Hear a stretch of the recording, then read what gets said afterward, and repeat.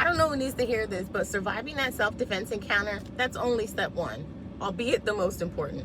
Now let's talk about what comes after that, specifically what you're going to be up against in court.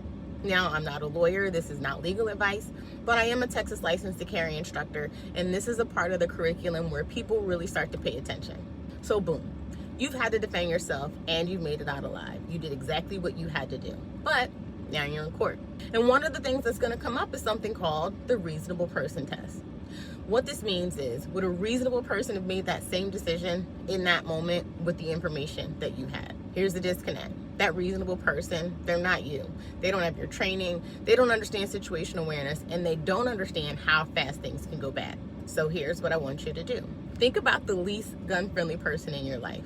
Would they look at your actions and say, yeah, that made sense, I would have done the same? Because that's essentially what you're going to be up against.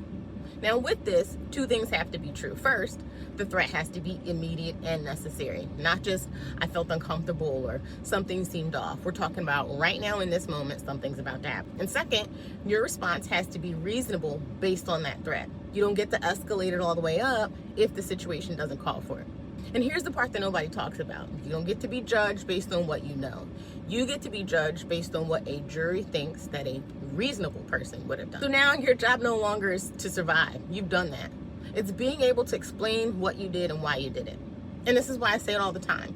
Training isn't just about shooting. It's about decision making, recognizing threats, and avoiding what you can, and being able to articulate your actions if you ever have to. I'm gonna be real with you. On the worst day of your life, it's not just about what happened, it's about what comes after.